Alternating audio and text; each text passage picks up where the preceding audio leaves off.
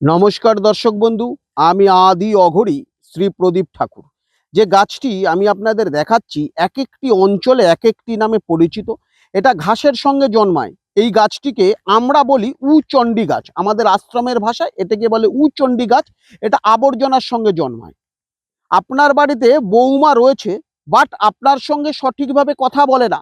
আপনি কোনো কথা বললেই আপনার বৌমা উত্তর দেয় না, আপনাকে ইগনোর করে। আপনার বৌমা আপনাকে ঠিক মতন খেতে দেয় না। আপনার ছেলের কাছে আপনার সম্বন্ধে অকথা কুকথা বলে বেড়ায়। রেগুলার আপনার বৌমার সঙ্গে আপনার অশান্তি হচ্ছে। এই যে গাছটি আমি আপনাদের দেখাচ্ছি, এই গাছটিকে বলছি উচণ্ডী গাছ।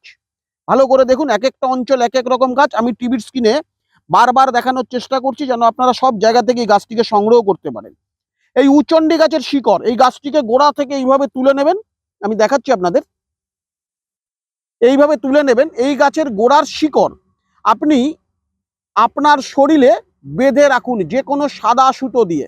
দেখুন, আপনার বৌমা আপনার সঙ্গে ভালো ব্যবহার করবে এবং আপনাকে আপনার মায়ের মর্যাদা দেবে। দর্শক বন্ধু, গাছ কখনো মিথ্যা কথা বলে না। যদি সঠিকভাবে এটাকে ইউজ করতে পারেন, সুস্থ থাকুন, ভালো থাকুন।